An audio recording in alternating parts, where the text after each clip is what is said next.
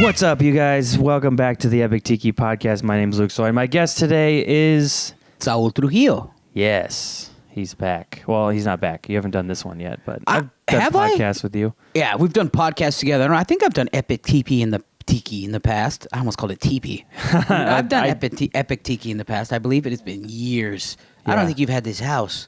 No, you might have done it like I used to do this audio only. I don't know. There's been different iterations over the years. So there was like a time where at this old house I used to live at, we would do like a nerdy version of the pod. I mean, it's nerdy. It's always nerdy, but it was very like back when JoJo and Emma and stuff. Yeah, Kim. Back when they were involved. Yeah, right. And they would be sort of the regular people, but then we'd have other people on and be like 3 or 4 or 5. I think we had like 5 guests a couple times, which is like crazy. Now you got Nacho, the super chihuahua. Yes. He's so protective of you right now, dude. I know. Hello. He has intense FOMO, and he's always worried. I guess he's very anxious. Yeah, no, I understand. Hello. What is this? Okay. Anyways, yeah. You just flew here this morning to Sacramento. I've been awake since 5 o'clock in the morning, and I'm very tired. And but it's fine. I didn't have to drive.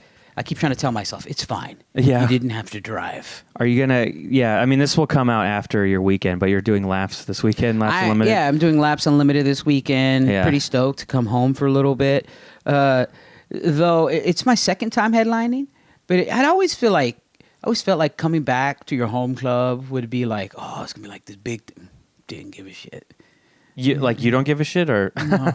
It meant like it means something, but yeah. The sadness that I felt was like, oh, it's just another road room.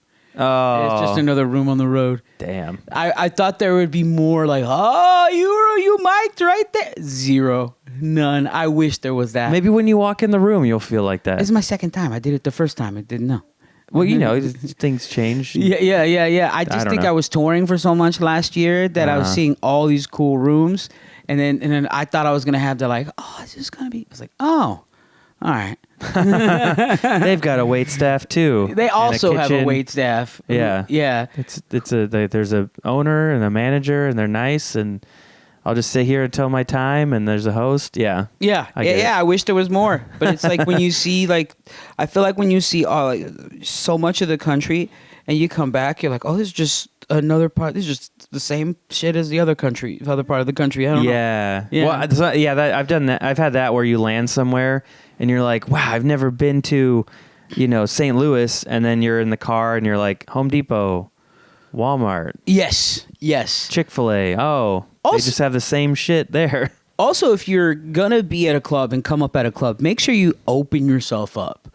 You know what I mean? Make sure that you are close to the staff and like, I love you so much. You know what I mean? Like, because I'm not that guy. I was never that guy. I'm not good at that either. Yeah, no. Because I think you and I are both pretty awkward and introverted, or like anxious when it comes to like talking to people. Or at least I am. Yeah. In a social situation where I'm like, that goes down to like friends, and it goes down to like just the home club I work. I love Laps Unlimited, and except I don't express it. I've never like went to lunch with the owner. Yeah. I've never like kicked it with the owner, but I love her. I think she's great. I thank you for booking me, and thank you for like showing me all this growth and teaching me to become like a comic and like kind of a man. But also at the same time, you're not going to get any happy birthday texts or Merry Christmas texts. No. She's probably okay with that. I feel like she's a little bit like, I don't need that many. Yeah. Like she's very sweet, but if you don't know her, she seems scary. Like she has a stone face. Like she's very Sacramento Mitzi, to be honest. Get away from me. Yes, it's unless great. I like you. It's kind of what you need. Yeah, it's kind of what you need in your young career. You kind of need someone like that to like. You have to win them over. Yeah, win them over, or I'm gonna prove her wrong, or I'm gonna add whatever it is to keep you going forward. You know? Yeah. You need challenges. If everything just comes to you, you're like whatever, and then you kind of get bored and you quit or something. Or later, if it's hard, you're like, well, this isn't as easy as it was before. I don't like this anymore. And it's like, well, you don't really want it then. I don't know. I'm just trying to come to the realization. I'm like, oh, I need to open up more. I need to like, especially because it was my home club. I started there and I felt nothing. Well, if it makes you feel any better, I feel like the wait staff turns over every like year. Yeah. So you probably the only people you'll recognize are Chastity and JC. He's always there. But everyone knows, he's cool. He's easy to talk to. Yeah, I'm also terrible with names, so it took me... Jeff, JC. No. I know JC. I know JC specifically, and I know Jenny, but it's like Chastity. I feel like it took me 5 to 10 years to remember her name. Yeah. Yeah, I'm terrible and Wendy's with that. still there. She's Wendy? I know Wendy too. Yeah, so yeah, but it's like stuff that it's like, I think I should have put myself out there more. Yeah. As far as making myself closer to the staff. I always say I'm going to do shit like that, and then the years pass, and I go, oh, no. Yeah. I'm still solo. I do that stuff too. Like, I remember doing that when I was a little kid, I had a great grandma, and I was always, she could only speak Russian, and I thought, I'm going to learn Russian someday so I can really talk to her. And then she died one day, and I was like, I never did that shit. Yeah. Well, you can learn Russian now to go talk to her headstone. That's true. I could get Russian Ouija board. Russian Ouija board. Yeah. That's the only one that's actually cursed. It's probably really, I don't know. The Russian Ouija board? Yeah. I didn't even know Russians had a Ouija board. Maybe. Milton Bradley. I don't know. You'd have to believe in a god to have a Ouija board. Russians believe in God. I know. Oh, okay. I know. I'm kidding. You're like, wait a minute. Yes, we do. Yeah. Yeah. You are the nicest Russian I've ever met. That's because I'm ethnically Russian, but I feel like I'm just American. Oh, yeah. I mean, I was born here. I grew up in Folsom, Yeah. I understand that. But, do you have family members that are like, hello? I have one aunt who's like from Soviet Russia. Oh, shit. So she has the accent, and she thinks Putin is a good guy and stuff like that. Yeah. I want to meet this lady. Yeah, she's great. She's like, she was the one at Christmas and stuff that would... she would pour vodka for everybody. Like, we have these nice little crystal like shot glasses. Yeah. Everyone has like a set in our family, I think, and she'll like pour them out. And then now her son does it, and she'll be like, "Drink it, pussy." Come on, pussy. Yeah. And then what's funny is like she's getting older now. She's like 60 something. So then my girlfriend was at Thanksgiving, and we were drinking, and my girlfriend was like, because I think she had called her a pussy one time. So my girlfriend was like, all right, drink it. Come on. And she's like, oh, I can't. I have had too much. And she's like, come on, pussy. Wow. That's why I love my girlfriend. She's a real one.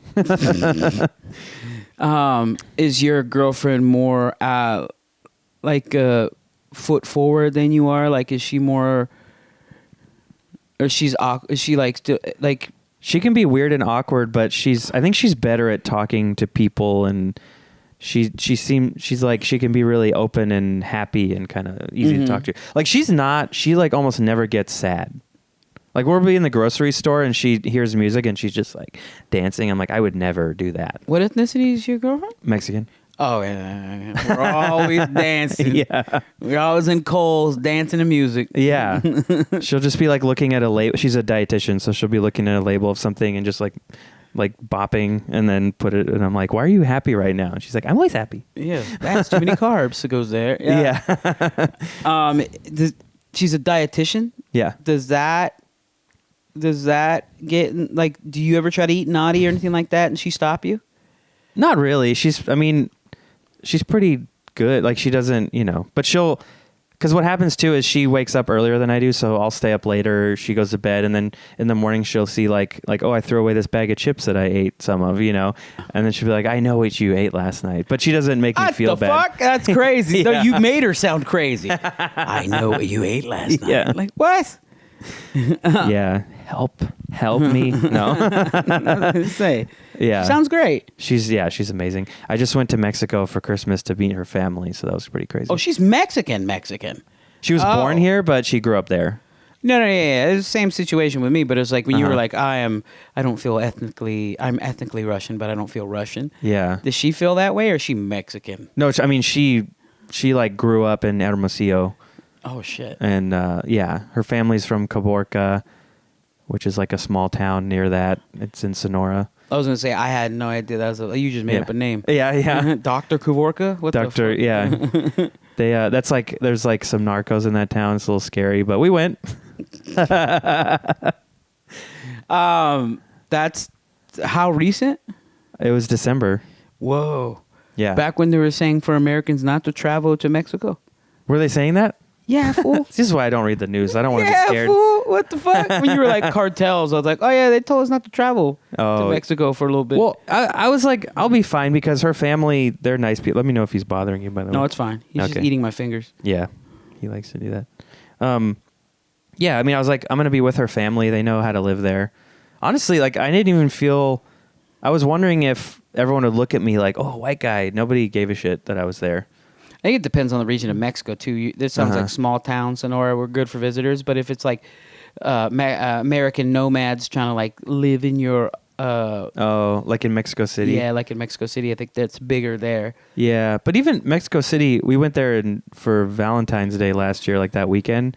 And I don't know. There's just so many different kinds of people there, anyways, because it's like a metropolitan area, you know. So it's not. There's more foreign people. Like there was lots of Asian people, and I saw lots of other white people. So and also like half the Mexicans are kind of light skinned too, so they look white. So I don't know. I mean, can't I don't really look tell. Mexican. Yeah. No, you. I know I don't look. Yeah, but You don't look. Then again, you don't look Russian. No. I just look generic white guy. Yeah. Like when I have like my opening jokes for a while now have been like I've been asking the audience what kind of white they think I am, and then I go like someone at a show recently was like Chardonnay, you know. That's funny. Yeah, because it happened. Someone actually said that. So now, like sometimes I ask. Still, it depends on the show. If I don't need to like get going, I ask them and see what they say. And the top two answers are Irish or Italian. So it's like, and that's like a wide, you know, Irish is a certain kind of white people. Italian's a little more ethnic, you know. So it's like, it's weird that I can span so many different kinds.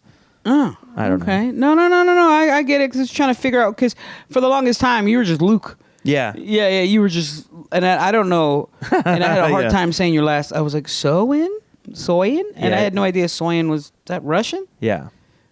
Can you say Soyin? Soyin, I guess. Yeah, Soyin. I don't know. I'm not very Russian. I could speak it when I was 2 and then I lost it, but I know some words. I bet if I did Duolingo for a while. You're at 2, you literally know some words. Right. But I also would like speak full sentences, you know, and then my parents just didn't keep it up for whatever reason. I think they were just like, Make you American boy. Yeah. Well, and my parents were born here too in America. It's more fun in my head if they were shipped here off a boat in a canister. Yeah. They were canned Russians. They were canned Russians. Yeah. Yeah. Do you ever want to go to Russia? I do want to go. I think it'd be cool to visit, but I'm going to wait till there's no wars or anything going on. Oh, yeah. I'm going to wait. Oh, yeah. See, that feels unsafe. Like, I don't know why I'm like more... Right into the heart of Kiev, dude. What are you talking about? Go right to Ukraine. Don't even go to Russia. Go to the Ukraine. Yeah. I'll tell them I'm Ukrainian. I won't say I'm Russian there. You want it all? Yeah? I don't know. Funny. Yeah, I don't know how shit works. I'm sure there's plenty of Russians.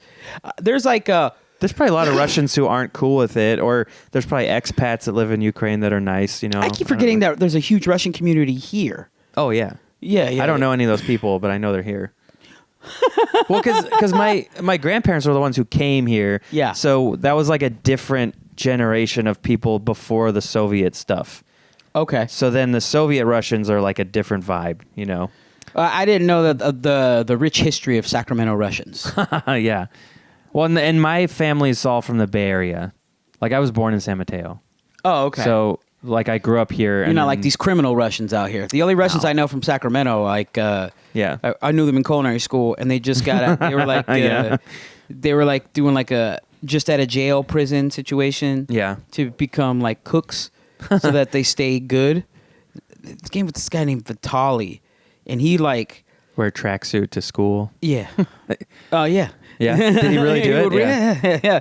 He wore a tracksuit to school. His friends, but there was a cook after. There was a bunch of cooks got together to have a party in West Sacramento, and he brought his friends over. There were just like these two skinny dudes, like with gold chains and like wife beaters, and they were like on coke, and like those two dudes just like beat up two of our classmates just because they were bored. No, it was just like they started shit for no reason. Oh yeah, like bro, calm down, and then like he just completely like knocked out one of the. I'm like, what the fuck was that? We're having a good time here. He's like, we are too. But the Mexican dude was like hard though. He came the next day with the black eye that he got from the party. Didn't mention it. Didn't even say nothing. Wow, it was crazy though. I'm like, you just got slept last night. You came to school. I would have to kill that Russian guy.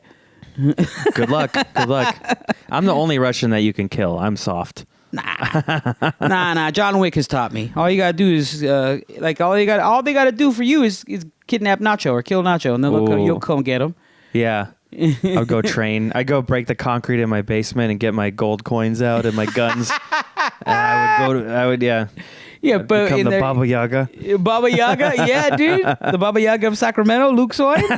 Yeah. I'm driving my black Subaru around town, smashing it into people. I don't have an assault rifle though. I have a Nerf gun. You should get an assault rifle, dude. Are you a big That'd gun be guy? Sick. I like them. I just don't have any or know how to use them really. Okay. I would like to know. Yeah. I think it'd be fun to go to one of those tactical ranges and learn how to do like the like they blow the horn in your ear and you have like 30 seconds to hit all the targets, and I would. Oh man, that'd be like fun to learn. Like I would like to have that muscle memory because you never know when the apocalypse is going to happen. I want to be ready for stuff. This is true. I've just want to have a gun because it's fun. But yeah, apocalypse would be a bonus. Yeah, that's like it's fun for sure. I think it would be. I've shot guns before. Yeah? Yeah. Like I was in Boy Scouts and we'd go to range. We shot like muskets one time. They had us learn how to pack a musket. And they don't tell you about this, what Boy Scouts do? You guys shoot guns in the Boy Scout? I was just... not all the time. What badge is that? There might have been like a rifle badge. I don't know. Nuh-uh. I don't know. I didn't. Second Amendment badge? Yeah. The America badge. The America First badge. America First badge. It's just number one with an eagle. No. Yeah, like sometimes it would just be, it's almost like field trips. Like, or we had a couple camps, summer camps or something where you go. And then I think the musket thing was in Philmont in New Mexico. We did a 10-day backpacking trip. And one of the stops on your trip is like, they have muskets and you do that. Teaching you how to shoot guns and... Yeah. Well, did you have to like put the pellet in and that? That one, yeah. Oh my God. But we also shot like rifles one time, I think. And then, I don't know, I haven't shot guns that many times. One of my friends, we just went to the snow one time. We found a spot on the way to Tahoe and just we're like shooting a tree stump, Yeah, that's mostly the interactions I've had with guns is shooting a tree stump. Yeah. Or shooting into the forest. Yeah. Probably not great, but that's we're how kids. an indie drama starts. Like you do that and then you find out you accidentally shot someone and then the movie's just because all you have access to is the woods. So you have to film in the woods and then, that's a good story. You're just trying to get this like woman you shot into the hospital. Yeah. But then you end up dying. I don't know why it's you. You know what I mean? Like the main character. You're in movie writing mode right now. Yeah, exactly. This is a recording, right? I don't know. It's not recording. God damn it. Oh my God. It's okay. That's funny. I'm going to do a screensaver up until that point. We were the audio. What's up, guys? Here we are. What's up, dude? I knew something was going to go wrong. I'm like, I have Saul's back in town. This is going to be a fun episode. And then I'm just going to forget to put record on the camera. It's okay. We've got the audio, so it's, It's all good. Is it? It's, yeah. You're okay. We're having fun. I'm back all that in matters. town. I'm awake now. I was asleep about an hour ago. Yeah. We got Nacho here who loves me all of a sudden, a fellow Mexican. Yeah. What else is he mixed with? Do you know? The shelter said Italian Greyhound, but I don't know how accurate that is. This has got because he's so tall. He's very athletic. He runs fast. He jumps very high. All signs for Italian Greyhound. Yeah. And then like the stealing your wallet part, that's the Chihuahua part. That's Mexican. He can't get that out of him. Yeah. Look how frisky he is. I know. Sorry, I'm big into dogs. And this is what we want. Me and my wife want next. We want a Chihuahua. Yeah. Because we got an 11-year-old Jack Russell Australian Shepherd mix who's like he's 11, 12, but he's like he's starting to slow down. Yeah. And we want a puppy to like re-energize him. Yeah, and then that way, like, obviously, but it's like you want to. It probably. I wonder if that helps, like when your dog's old, and if eventually it brings them back. Yeah, it like as far as like their energy comes back. Yeah, but then also when that dog, inevitably you can say dies. Yeah, you can say dies. Sad. Dogs die. But when that dog dies, you'll have one still. So it's kind of like I don't know. Yeah. Is that part of the plan? Like it'll soften the blow. I feel like if you wake up and there's no dog, it's like, oh fuck. You just feel shitty replacing the dog.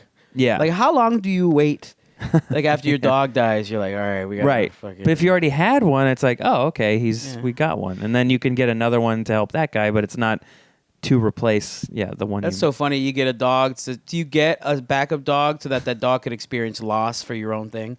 Yeah, because he just lost his friend. He's like, what the fuck?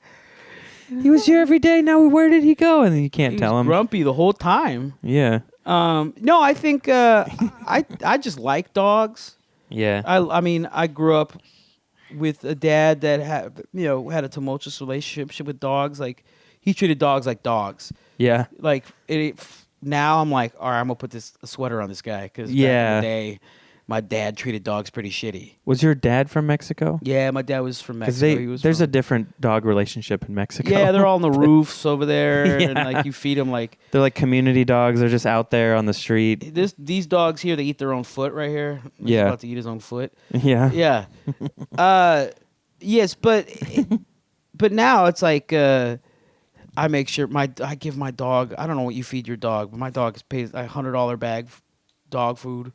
Yeah, my bag of food is like $40-$50. No, it's the Blue Buffalo one. Yeah, adult small breed chicken. I wish it was that. Yeah, he's got an ultra ultra. I forget what it's called, but it's because his stomach can't process protein properly. Right, and all it means is that he's expensive at the vet.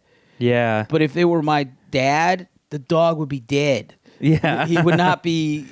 He would be like, let him out and see if he can survive, or take him out back. Well, it's just an immigrant's mentality. Because when I was a door guy at the Comedy Store, there was this African door guy, Faji was his name, and I told him that we had to drop like $6,000-$7,000 to save our dog, and he was like, "Brother, dog would be dead if it were me." And I was like, because it's just an immigrant mentality. $7,000. It's because you take care of the humans first, you know. Yeah. In America, we have the means to take care of the pets and make. This guy drove a Tesla though.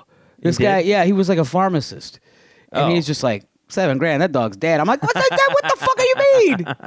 You have the $7,000. You don't have to live this way anymore. I don't have the $7,000, but he's gonna live. Yeah, you don't have to live this way anymore. Yeah. He's like, how do you think I have the $7,000? That's true. I didn't. That is true. That is. How do you think I have the Tesla? I didn't keep all the dogs around that. That's the most American thing about me, because I think that spending that extra money on dogs or just your animals is like, we play this whole fantasy. This is a pet. I'm okay with that. Yeah. I don't know. I mean, I honestly, I got Nacho because my ex-girlfriend wanted a dog. So we got him, and then we moved in together, but it was at my friend's house. She moved into the house with us because I wasn't fully on board where let's move in together somewhere. I was like, let's do a half measure. And I think that upset her, but she did it. And about 2 or 3 weeks into that, we broke up. What the fuck? But we had just gotten the dog. She really wanted a dog. And then we broke up, and then she's like, well, I guess we can take him back. I don't know. And then I just had him at my friend's house when I was living at Allie Berta's house. And then I just kept him. What a piece of shit move. I guess we can take him back. Well, I was kind of I didn't really want a dog at the time because I'd never had one. And I was like, I don't want to be pinned down. I want to be able to do stuff and not worry about it. Because, it's if I go out of town, he has to go somewhere. It's an entire responsibility, man. I get it. Yeah. So I just was thinking, so I was kind of I guess we'll take him back. But then, of course, I felt bad. And I was like, what, am I going to take him back? You can't return a living thing. And then you can. People do it. He's all sweet and cuddly. So I was like, I can't get rid of him. So then I just kept him. And then I'm really happy I did because then during COVID and stuff, it was a lot of alone time. And then I moved into this house in 2021. So I just be here alone. But it was nice to have something that was living here instead of just me alone with my thoughts, How long's it been? How old is he? He's going to be 7 this year. Wow. Yeah. Look at you. You were not supposed to be here. Yeah. But you're here now. Yes. How does that feel? He has no words. I thought he was going to bite it. That'd have been great. He's like, I'm going to bite the shit out of this right now. You just hear... So you just got done... I mean, you're still filming, right? With the host, our sitcom? Yeah. Yeah, we have probably 3-ish more shoot days. Fuck. There's one scene we got to do with a character Like, there's a few scenes where I go to a person and talk to them about buying drugs from them. So there's one more of those we have to film. And then there's another one that we did most of, but we did the coverage wrong, so we have to go back and finish it because we didn't get, like, my coverage of me talking to... It was Shaheen Kaul was the guy I go to. Yeah. And then there's another... There's stuff where we film the interior of a bar somewhere, but we have to film the exterior somewhere else. Mm-hmm. So we have to do that. And then we have to do a little bit more in my backyard because we didn't quite... We made the mistake of doing a real comedy show and then just trying to film with the real comedy show. Like, at the end of it, just be like, all right, everybody, we had a great time. Can you stay and be extras? And, like, most of the crowd left. We had enough to do it. But it would have been, you know, I was hoping, like, oh, like 60 people will just hang out for a couple takes while we get... Fuck no, they won't. No, yeah. Fuck. I sent an email out. Like, I had an email blast. I was like, we're going to be filming this thing, so if you're down. And we had like 20, 30 people stay for like 10 or for, you know, half an hour. Then people started trickling away. But the whole time we had enough that we could get all the shots we needed. But because of that, it was late and it was like a lot to keep track of. So then we couldn't really get all the... There's just like shots missing. Like, there's coverage of Shane Moss where I don't have him saying like his shot, this setup of him where we were filming him talk, you know, his angle or whatever. There's just like 4 lines where we didn't get that. But we got it from another angle, so it's just awkward where you don't see, like, he's talking, but it's from the side, or it's of me and Britt talking to him, but not him. So I have to, like, if he can come back, he just went to like Europe to do some shows, so I don't know if he'll be making it back in time. But if he can, we'll go get it. If not, then it'll just be what it is. So was Shane just happen to be traveling, or is he in the Bay, or what's going on? Like, he's like living in a van right now, so he just kind of travels and goes wherever he wants. Oh, and okay. And like Joe Honor, do you remember Joe Honor? I do. Yeah, he knows him. Okay. For what I forget, he told me how they met, but it's just kind of like through people doing comedy booking stuff. So he knows them, and they talk all the time. So he's like, hey, we're trying to do this thing. Do you want to do it? You know? And he's like, yeah, sure, I'll do it. I don't know. That's my impression. It's not good. That's a really good impression, actually. Is it really? Terrible. Okay. Not terrible. Then again, I've seen I Shane like a couple drugs. times. Drugs are great. I do them all the time. Does he still do acid and stuff? Yeah. He looks like a hippie wizard man. Yeah. Oh, now he looks like a hippie wizard man. He didn't look like. Did he look like? He's got like a crazy beard and. Oh, I didn't. Hair. I haven't seen Shane Moss in a while. Oh, okay, yeah. He doesn't look like the old Shane Moss at all. Yeah, I'm talking about the one who like supposedly didn't break his brain, but like fucking did all that acid or the DMT or some shit like that for like one summer or some shit. Yeah, I don't know if he broke it. He probably broke his brain a couple times. Well, whether he listens to this and he goes, I didn't break my brain. I was like, you do hallucinogenics for X amount of time, that many days in a row. Yeah, you do something. Yeah, I tell you do something. Yeah. No, I mean, yeah, I don't know. He's supposed to do the podcast when he comes back to town, so that'll be fun. It'll be interesting. But yeah, it was. Anyways, yeah, we shot. So yeah, there's just stuff where there was like things we didn't get exactly right because of how we shot it. We should have planned another night while he was here, like the next night or something, and just gotten extras to show up and film it at a reasonable hour instead of starting at like 9:30, you know, and going till 1 a.m. Yeah. Some of those people stayed till 1 a.m? Most of them were friends and family. Oh, there was a few people, a couple couples or whatever that were cool with it. They were like, this is cool, and they hung out. Okay. So there was like one couple in particular that was super nice. I don't remember their names, but they were really cool. And thank you, nice couple. Yeah. Appreciate you. Because the extras thing, like you really gotta pay people. That's what I'm saying. Like that's what. Well, that's the thing. We can't pay. I know you can't. That's what I'm saying. But you're gonna get people to stay. I've noticed that if you want to do anything in any world, like it's a mix of favors you hate asking, and then you have to pay some people. And it is what it is. You should pay everybody, but there's some people that you have to pay. Yeah, like a good sound guy. Like a good sound guy, like a makeup artist. And a sound guy, you might think, oh, sound, we'll just figure it out. No. If you can afford sound guy, that is the number one thing I would say to pay someone to do. Because 50% of your movie, TV show, whatever, is the sound. Yeah.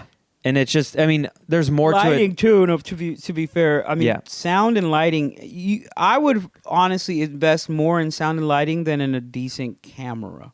Like a good camera is fine. You can get a cheap older camera that gets a great, like they're always like 8K, 12K, like who cares? If you can get a 1080p, if a camera that films nice 1080, that's fine. I mean, it's not, 4K would be better because you can like, put out 4K, or you can crop in if you need to, but like, yeah, you're right. The sound and the lighting is more important. Yeah, because I will check out on anything if the sound or lighting is bad. Oh, yeah. I'll automatically put it in the like, this is just some low budget student film. Right. And you feel bad to say that, but some movies that are professionally premiered or promoted, I'm like, what the fuck is this shit? Well, and you don't want to give somebody an excuse to click away. Like, you always have to think there's way too much media. There's too much to consume. So if you're going to stand out, you have to, at the bare minimum, like, have pro audio and video. Like, it has to look good. And then on top, then you also have to like have decent acting, because bad acting will also take you out just as much. You'd think I've worked around some pretty terrible actors where post can fix it. Yeah. And but that's because maybe you're good. Like, you were in the scene, so there's still something good or compelling going on. If you have two like terrible, just bad actors, two like mannequins just talking to each other, or they can't like be natural in any way. You could be kind of like quiet or subdued, but if you're natural, it's like the naturalness it's hard. Yeah. Like I think I'm okay, but there's definitely times where I'm like, am I even acting right now? Or am I doing this? I think most people that are with a good head on their shoulders are okay at acting. You know what I mean? Like most people, like normal people, can act. And if you have the right direction, that can help. Like, you tell someone, hey, for this line, can you be like, yes? Or can you be like, oh, I thought of, like, here's a thought you should have while you're saying that. Like, that'll help sometimes. Yeah. But it doesn't matter how many directors or what directors. Some people just can't act. You are correct. Yeah. Yeah. Well, and sometimes you think, like, we're stand-ups, stand-up comics, and we know lots of comedians, and those comedians tend to like, yeah, I'll be in your film, or I want to do something. But then just because they're really funny on stage doesn't always mean they know how. Like, they might be comfortable on stage, but then when you're in front of a camera, it's different. Like, it's a weird... They are dog shit. Yeah. They're dog shit. It's okay. There's a couple comics that I've cast where I think I do the same exact mistake. I'm like, this person's so charismatic on stage. Their writing's incredible. And then they go, I'm like, what the who is this? Right. And if you gave them a couple gigs, like if you did a couple films with them or sketches, they might start to be more comfortable. They just have to get familiar with the process. And like, because a lot of it, if you're doing the lighting well, that takes time between takes and between shots. Like, you might shoot your coverage and then an hour later shoot the other coverage, or 20 minutes, just because we have to move the light and now this looks weird. What's going on? And then you realize like this, or it's so much. Well, it's the long hours too. What do you feel that? Because I kind of feel like this sometimes when you are directing a thing or you're in it and all that stuff. Do you feel like, oh, this is a little bit like, am I doing a vanity project? Like, everyone's here for me. I'm not used to that feeling. Like, everyone's here because I got them, and now I want to do my thing. And you're kind of almost like, I'm almost uncomfortable being like, do this, or I don't like being a boss and like telling people what to do, but that's what you're supposed to do. But then you're like, it's not just like, oh, we're all working at this company together. Like, you're doing a thing that I want to do, and I want you to do my thing for me. Yeah. And so then I feel weird or bad sometimes, like telling people to do stuff. I don't know. So there's like a guilt. I'm trying to get over that, because I know they're there because they want to be there. LA's so bad right now that people are willing to work for free. As far as movies being made, as far as jobs being there. Yeah. So I hired a lot of people for not a lot of money, and they were like stoked for it. That sucks. I mean, it's cool for you, but it sucks that it's like that right now. It sucks, but it's beneficial for somebody who wants to produce something, that you have hungry people that are getting a lot of work. That and it's not even. It wasn't even my idea. Like, it was Nick Aragon's script. That I enjoyed. And I was like, I've always wanted to produce something. So I was like, let's produce. And it was easier for me to like tell people, hey, do this, do that, do that. You feel it. You didn't write it. You're like you're almost like helping Nick get his thing done. Yeah, but if I'm spending thousands of dollars on something, do the thing I fucking say. That's true. Yeah, that's the thing. Like, if I'm going to spend thousands of dollars on something, I'm like, do the thing I fucking say, or be off the project. I don't give a fuck. No, that's true. If you're paying them, then it's like not so hard. Yeah. But I'm like, the thing we're doing is we've spent a little money. Like a couple times we hired a nice, like a good sound guy or something like that. Or we paid like, for this venue, or we bought lunch for everyone or something. That's like our budget, you know? So. And this type of job is frustrating. Chasing your dreams and stuff that isn't like making a movie. That's for us. That's you want to sell it or you want to do whatever with it. Yeah. So yeah. Well, it's such a hard thing to do. Like you want to do it, but it's so hard to get it. Like it's one thing to just make something cool, but to make it and then actually make a living at it, that's the hard part. And the stuff we like to do, even if we're good at it, it's just so not like you have to be lucky to get that audience or to resonate with people or get the support of like a studio or a producer or whatever thing so that they think you're marketable to pay for your thing. You know, I mean, even like Yorgos Lanthimos, like he's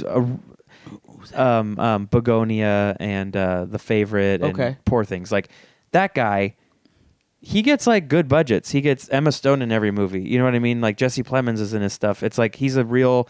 But if you watch his movies, that's not mainstream at all. But there's people who believe in it, and it makes enough money, I guess, or whatever. And so it's like you have to be lucky, like that weirdo who can make his weird movies. That's a lucky. It's the he's on the back of like Sundance and all that shit, probably, right?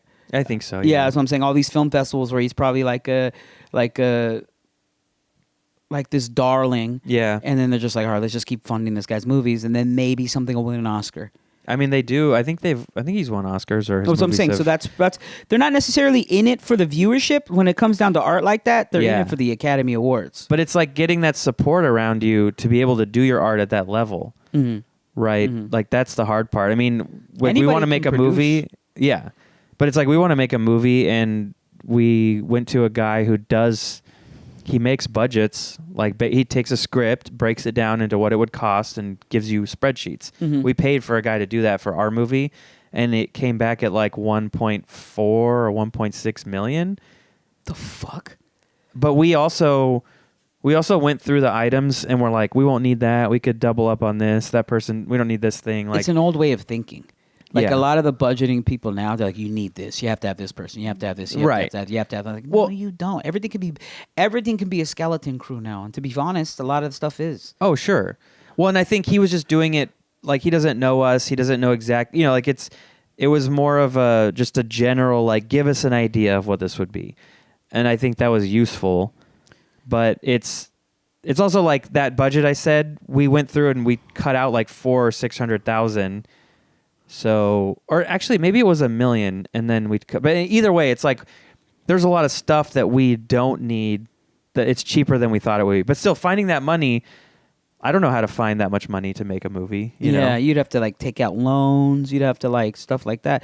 But when we got budget, a director quoted us on our short film. He's like, I want to make this for $25,000. I was like, no. For your movie? Yeah, no.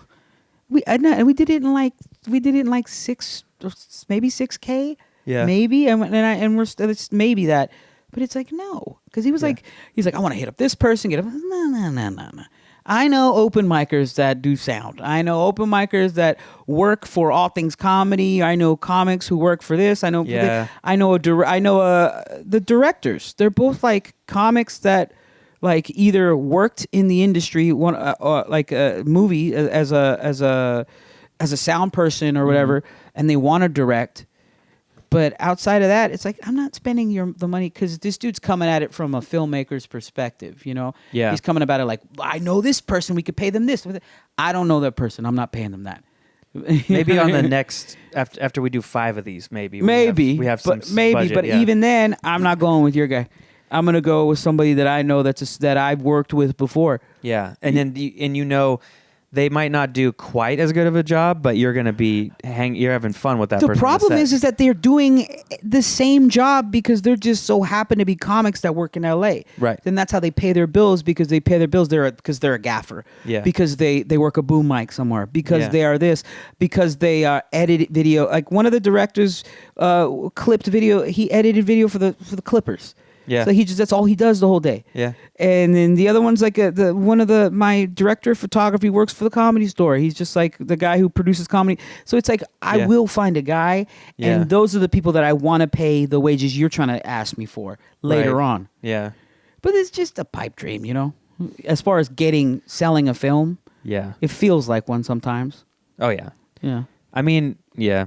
But my manager says this is the best thing for me right now, is if you have to be the one who pushes the things forward. You have to be the producer. You got to push it down that pipe. Yeah. So I was like, all right, I'm just going to start producing. Start producing, investing. And if I invest, because I'm not investing, start investing, and then so I can make more movies. I think it's good, because it's like at the end of the day, you'll either have something you're proud of, or you'll have something that you can show that will get you the next thing. Yeah. And having the portfolio seems more valuable to me than having a bunch of ideas and not proving that you can do them. If you can execute something well on your own, they're like, whoa, what could he do with our money? You know, I think that's sort of my strategy, because when we showed the trailer to people, every time I show the Hell Gig trailer to someone, they laugh at least once, and they're also like, how did you guys do that?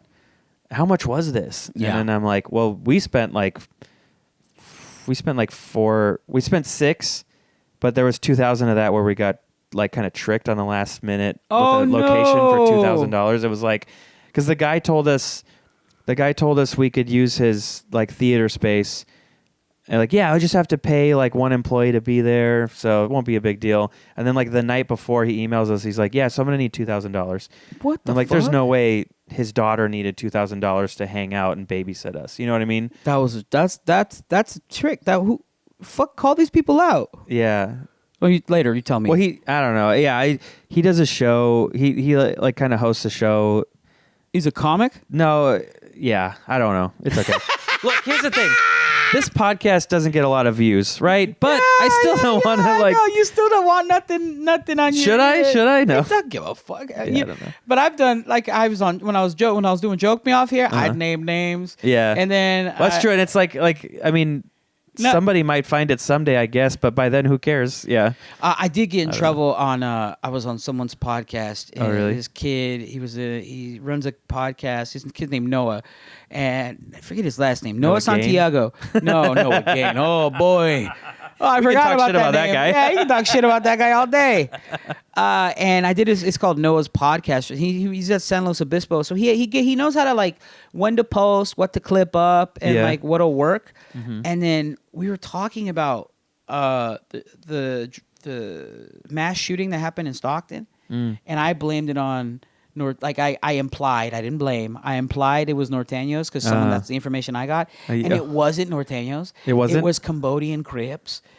And I ended up on a rap YouTube website, like, comedian says, blah, blah, blah. Luckily, the guy doesn't have a lot of viewers. Yeah. Like, he has like 3,000 subs. But, like, the whole thing's about gang rap. Like, his whole channel is about Norteños and Crips and Bloods. And then I guess it must have been a slow news day because he got our podcast and it came up on his feed. He was like, comedian alleges that I could show you the link. And I'm like, what the fuck? It got so bad where the clip on Instagram was like starting to balloon up to about 100K because of all the interaction. And then the guy who hosts the podcast, I had to take it down. He's like, I was getting too much heat. I was like, keep it up, baby. We're good. I guess it's like with that stuff, you're afraid someone will do something violent. I implied, and I live in LA. Right. Fuck off. No, I know, but with other stuff, you're like, well, I just said something about somebody. They're just going to get mad, and who cares? And I feel like now that idea of being canceled is so silly because the news cycle is just like, and then everyone just forgets. I don't give a fuck about getting canceled. There's a different situation. I would have to join a different rivaling gang. I'd have to join the Sereños. And we kind of, for protection. Yeah, right. But what you also see, you could see like people like Shane Gillis, like he got canceled and then, that worked out for him. Not only has he become more successful than he would have been, but he's hosted fucking Saturday Night Live like twice now. Yeah. So it's like, he also got canceled for the thing that he does on his podcast that was behind a paywall. Yeah. Which is bad shit. It's like he makes those jokes either way. He's been making those jokes forever. The fan base of Matt and Shane loved it. Yeah. And plus, the dude who wrote the article had to go behind a paywall to cancel him. It's insane. Yeah. Well, and those people who write those articles they're shitty journalists because they're not reporting real news. They're just like, how can I get someone? Yeah. And they want clicks and views and it worked, I guess, but it's like no one knows who that writer is. No one it talks didn't about work. that. It worked for a week, and then people started unraveling who that guy is. Because if you try to ruin someone, then someone's going to try to look at information on you, try to ruin you. Especially if you have Shane with an ardent fan base, they're going to be like, "Who the fuck is this guy?" Exactly, 100%. Like if they ever try to cancel Tom Segura and Christina P, it'll be like they're uncancelable. They have an army of people. Like when they make fun of Garth Brooks, like they had to ban. Like Garth Brooks' comments are still "Where are the bodies, Garth? Where are the bodies?" Like, do you know what I mean? Like they cloud his entire social media with that stuff. It's so funny. It's hilarious. It's so funny. So it's Did you see the Segura sketch show? Yeah, I didn't like it. You didn't like it? Why do people say that? It wasn't funny. You're like the fourth or fifth person. I have. Did you watch it? Yeah, I'm probably I'm in the minority of people who like it. None of it made me laugh. I was just like, really? This is just gross or weird for no reason. Like he's the having ass-eating sex guy? with the ass-eating guy. You didn't like that? That's okay if you didn't. It's okay if you didn't. I thought it was hilarious. It's like a funny premise, but maybe it's the tone of how it's shot and I guess the performance of it. It's like that might be just for me. I'm happy that people like it. I was expecting to laugh. It just felt mean-spirited, a lot of it. Yeah. And then that doesn't. Yeah, that's what that is, though. Yeah. That's allowed to exist and succeed. Oh yeah, no, I have no problem with it. I'm just saying it didn't do it for me. Like the first sketch is he's a sniper. Like, what if he shit his pants everywhere? And it was gross. And I'm like, that's not funny. It's just gross. Yeah, I got you. I'm hearing it. Yeah. Yeah, but no. You are in the majority of like when I talk to comics, I'm like, that's not even funny. I'm like, really? Oh. Yeah. Guess I'm off. I almost like want to watch it with you just to see where you're supposed to laugh. You know what I mean? Like I love you, Tom. I love I still listen to the podcast all the time. I'm a fan. Front to back, I watched the entire. Just like he should have wiped after that. Yeah. I watched the entire season, but I turned off his last special.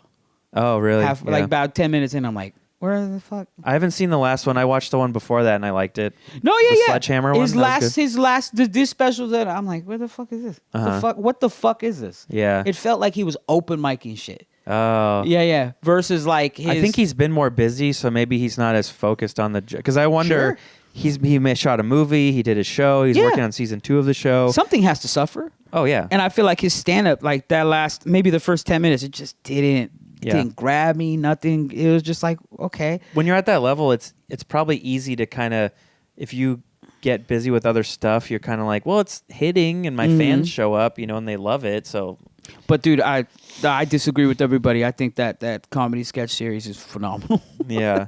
It's also sometimes those things, they're not funny the first time. You watch it again and suddenly it's hilarious. Nah, I loved it all. I love his acting. I love the way he acts. It's great. But no. I understand. You are the majority of people who say they're like, but this getting to season 2. It's probably for psychos like me. Yeah. Well, also Tires season 1.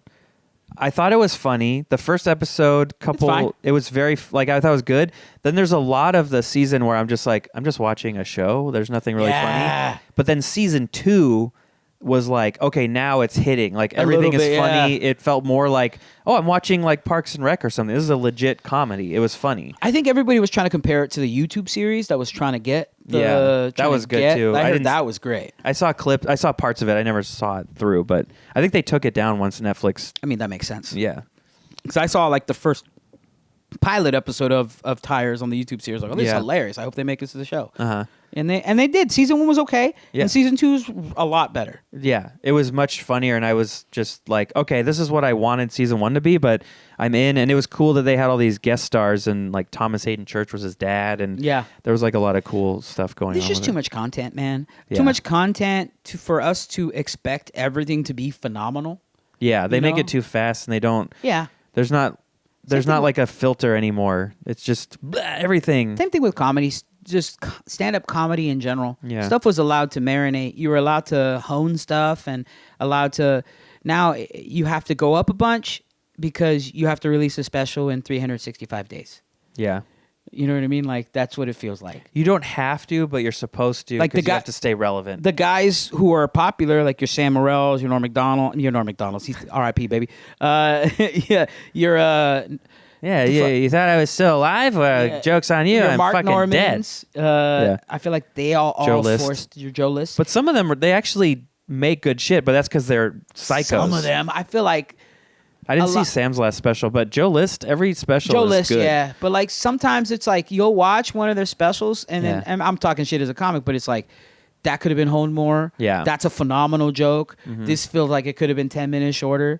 But this is, I mean, if they're held at such high regard, that's just how, I don't know. Yeah. Well, and they also...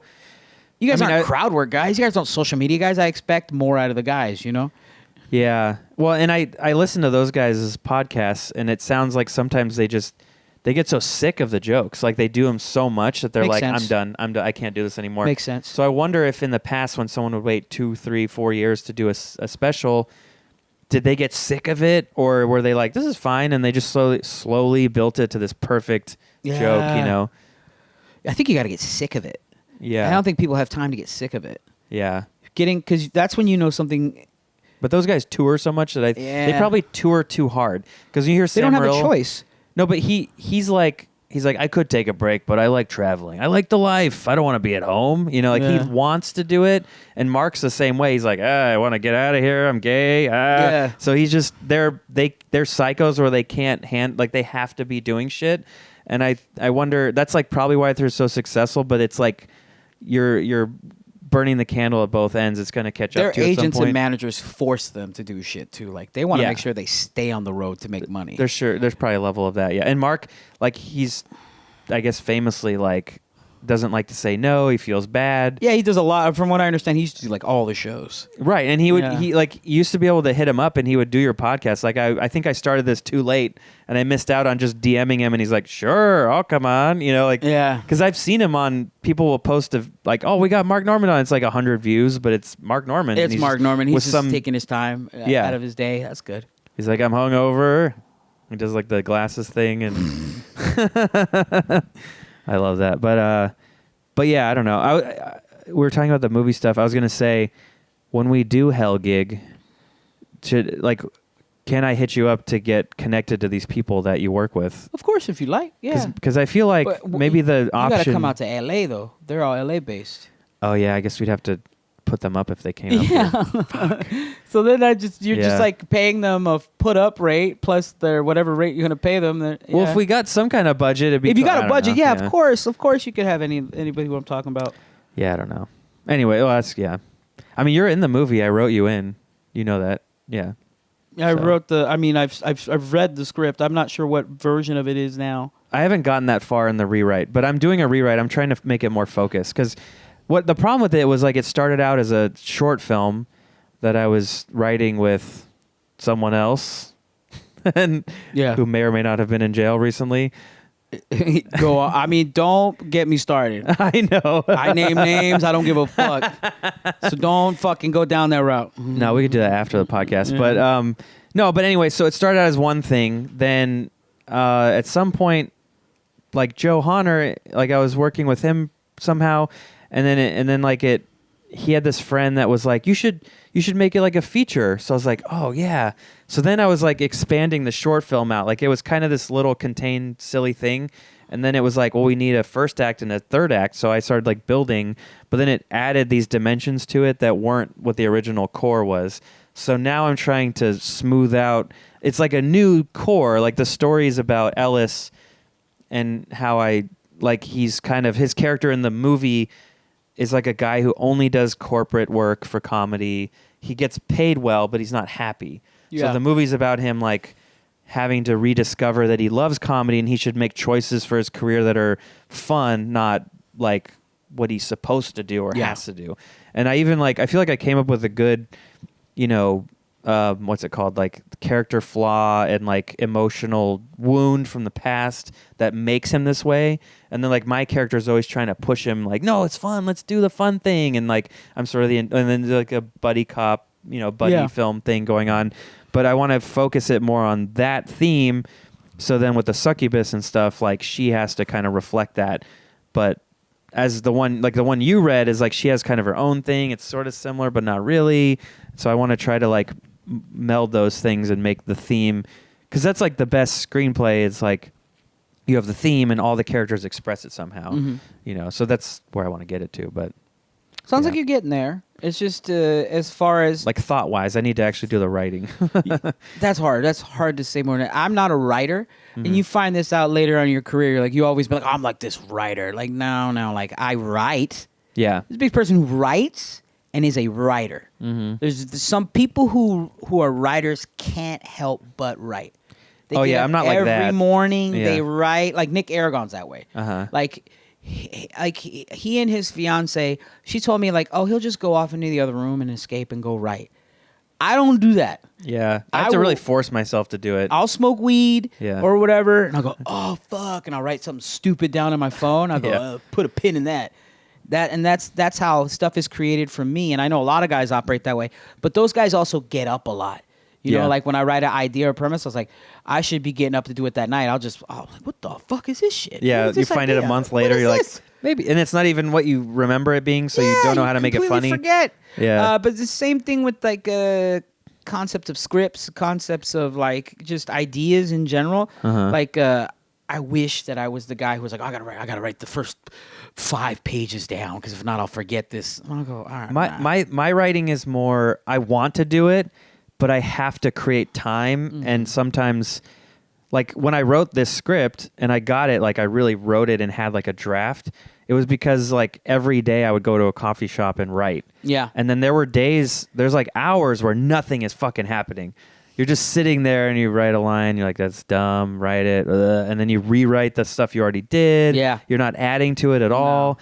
And that's the hardest part. And you feel like a loser and a piece of shit. And I don't know if someone like Nick Aragon is able to just, whatever. And then he adds and he remembers it all. It's fine. Because I'm like, sometimes I have to get back into the story. I have to like, and maybe I have some kind of ADD where like if I took Adderall, maybe I'd be like, oh, whatever, and I would just do it. I don't know. Yeah, I think a lot of people say that. I say the same thing. I've never tried it, so I don't, and I'm afraid to. I don't know, but whether you have ADD or not, if you take Adderall, it's going to focus you in. Yeah, it'll zoom you in. Maybe I should try it. but like, if I the more days in a row I spend on it, the more it's like building up a slow roll to like a big wave, and then I'll be really into it and writing it. So my problem sometimes is like one day, I'm going to do podcast clips, and then another day I should do a stand-up clip. Oh, I have a show tonight. I have to prepare to that. Like there's all these other things I end up doing. Yeah. And then like getting that focused writing time is tough. But I know I can do it. So it's a matter of prioritizing. Yeah.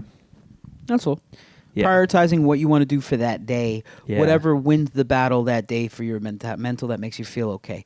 Yeah, because you've independent contractor energy as far as somebody, like, you know what I mean? Like we don't have a 9 to 5. No, so I got to figure out. And a lot of the times what ends up happening is clips and promoing end up winning over creativity. And I hate that because those things are so disposable. You put it out, everyone forgets it. Yeah. If you make a movie, keeps you relevant in the moment. I know. Yeah. But and the thing I like the idea about a movie or a TV show is at least it's something, if you make it, that's like a full thing and it can exist for a while. Maybe it'll get forgotten, but it might get discovered again. Yeah. You know, like Dale and Tucker versus Evil. That's like you can go back and watch that. It's a movie. It's good. Film.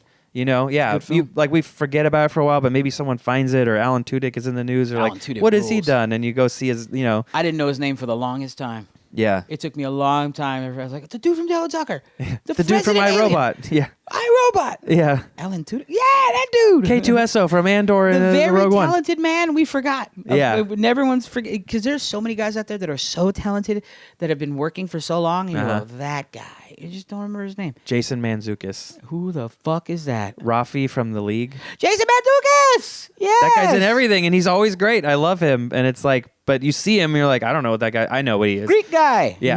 Can't eat eggs. Allergic to eggs. Yeah. I only know that because he's been. I used to listen to podcasts he was on, I like know these people more than you're supposed to because Yeah. they just talk. Like, yeah, do you know us? I don't know.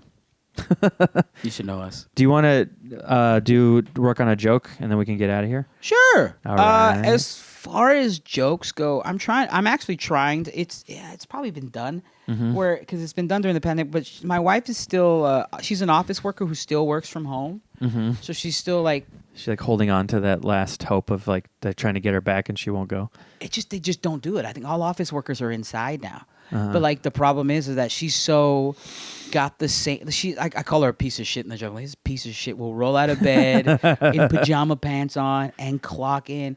Like back in the day, she used to do makeup to go to work. Now she's just like, I call it independent contractor energy. It's like that's for me and drug dealers. All right, we're the ones who are allowed. Yeah, don't encroach on our thing. Because she has an HR department. Who's for who? Yeah. And in the joke, I was like, she's like, HR said somebody complained. Like, yeah, that was me. Take a shower. That's good. Yeah, it's like, I like that, like them bringing you into their HR department and issues, and you're like, I don't work here. Yeah, but I work here when she's there. But I feel like it's been done back when it was the fresh pandemic, but it's like more on the lines of like, it's been 6 years. Yeah. Give the office workers their office job back, but they won't because it's so much cheaper to not. You're like, why don't we use ICE for a good purpose? Let's get the office workers back into the office. That's what they should be arresting people for. Whoa, not the Mexican ones. Hold on now. Yeah, the only ones who can stay home are the Mexican ones. Fuck, Everyone else, I really get them in about the office. Your wife's getting zip tied by dudes with masks on. I'm like, now, go. Like, oh, this is kind of hot.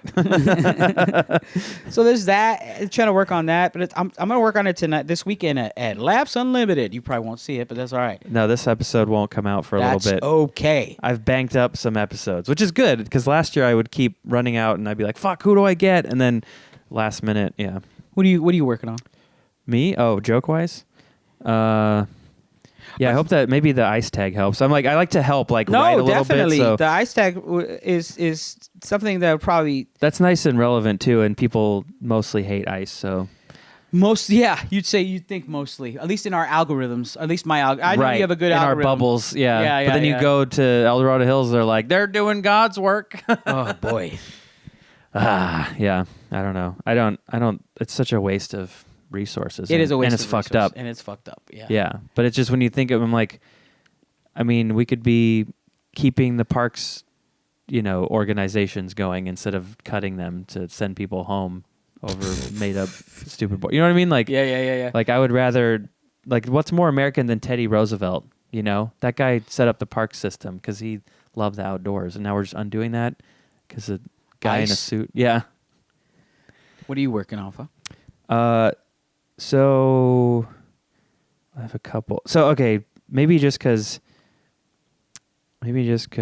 No, I don't know. I don't know which one to tell you. Okay, well let's try that. So I'm working on one about my girlfriend, and so I think I have a joke about the Vegas joke. Do you remember that one? It's like my girlfriend and I are gonna have a baby soon because we decided we're gonna have the baby in Las Vegas. Yes, I do know the Vegas joke. Right, we're gonna have the baby in Las Vegas because what happens there stays there. Haha. The problem I've been having, so I have this joke, like that joke I've had for years. I don't have a baby. It just was a funny tweet that turned into a joke. And I've been doing that joke, and then I do this other joke that I wrote about my girlfriend, which is real, is that she doesn't want kids at all. Okay. So I'm going to start, I haven't tried it in a set, but I'm going to switch them, and I'll do this one first and then the Vegas one late at the end of it. But basically, the joke is like, she doesn't want kids, and I think that's hilarious because she's Mexican. I'm like, do you know who you are?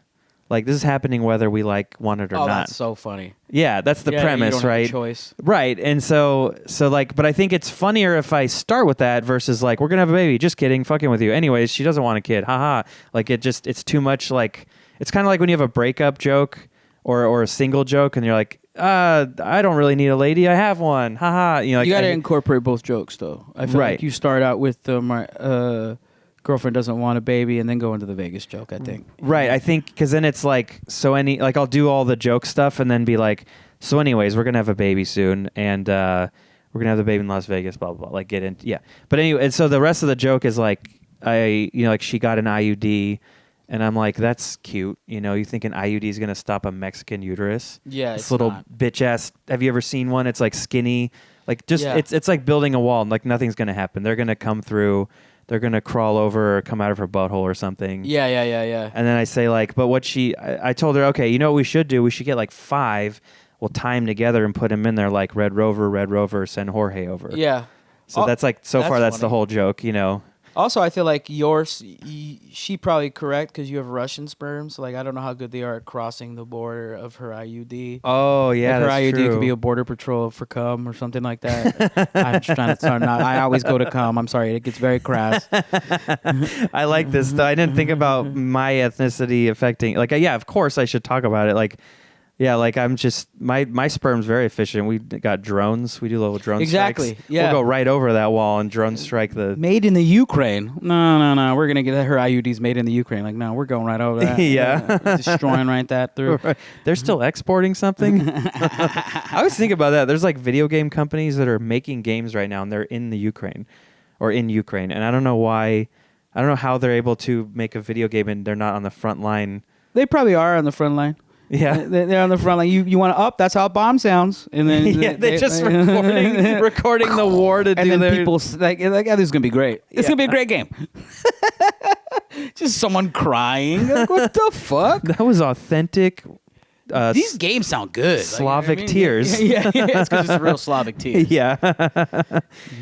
Yeah, no, I like the sperm idea. I'll have to, think about, because I know there's just more to that. It can be a whole silly thing. Also, it's the first Mexican woman that I've heard that doesn't want to have a kid. Yeah, she's really like, I don't want kid, because she wants to be able to travel, and she has a business she's working on. How so old I think is she? she's just 36. Okay.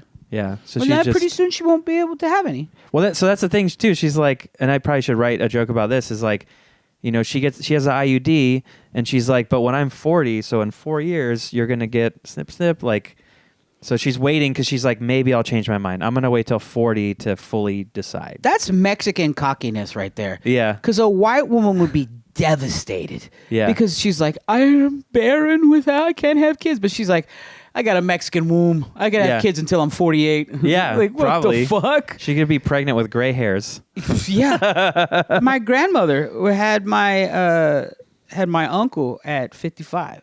Wow. Yeah, so it is possible. Like, but it's me and my wife have been trying it. We're not trying anymore, but we're like trying for like 2-3 years, but like nothing.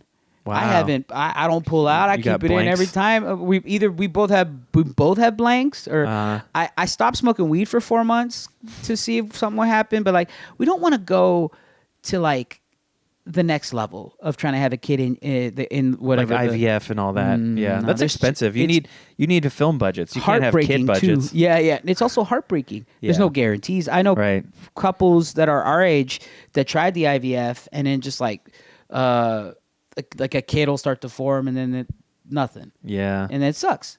But so like, I don't want to put my wife through that emotionally. So if we adopt later on, that'd be cool. But also, I'm down for adoption because I feel like there's a lot of kids out there that have shitty homes or bad parents or no parents, and like, why not like help? It's like recycling. If we get a Russian one, you want it?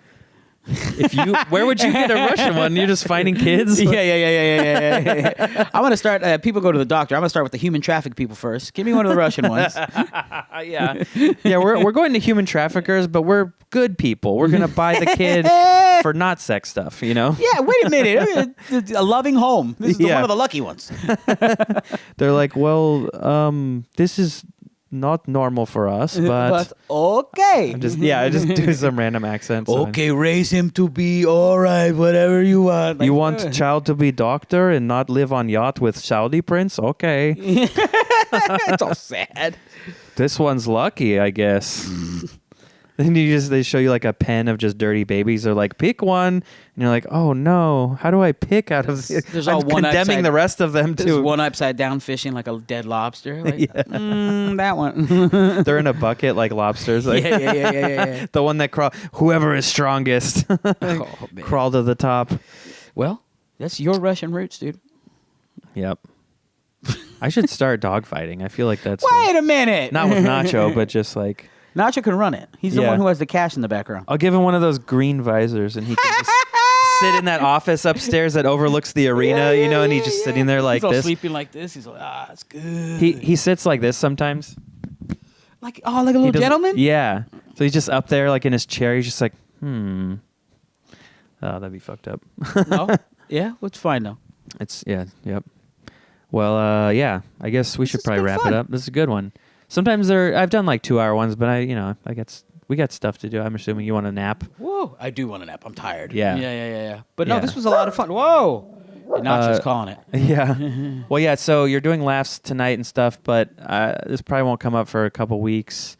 Just, whatever you want to plug. I'm doing Fair Oaks. I'll be back in Fair Oaks to do, it's another Laughs affiliated gig. Comedy Under the Stars? No, it's not Comedy Under the Stars. It's some black box theater in Fair Oaks. Oh, cool. Yeah. That's nice. When's that? It's the February 6th. So just look up Saul Trujillo, Fair Oaks, California, and it'll come right up. And I will be in Syracuse, New York with Felipe February 26th and 27th. Felipe Esparza. And then I've got a bunch of gigs in Arizona and Texas in March. Nice. So just check out my link tree. I just got up punchup.live. So check cool. all that up. Yeah. Saul Comedy or Saul Comedy. Saul Comedy. Whatever, however you pronounce it. Saul. Yeah. Actually, I see other Sauls and I just say that because of you. Yeah. I like, even in my head, or if I'm like, do I say Saul? Like, I don't know if they're a Saul. If they look a little Jew looking. Yeah. Yeah, let's go Saul. Right. But I've seen other Mexican or Hispanic Sauls and I'm like, is it Saul or do they just go by Saul? Like, no, they go by Saul. Okay. If it's a brown face with Saul on it, especially if the little things over the U, they go by Saul. All right. Okay. This has been such an epic Tiki. It's been a real Tiki. We've been, All right, bye. Follow me, Luke Soyan. If you have money, we want to make a film. Please. We both do. I'm going to make more. Yeah. Bye. Okay, bye.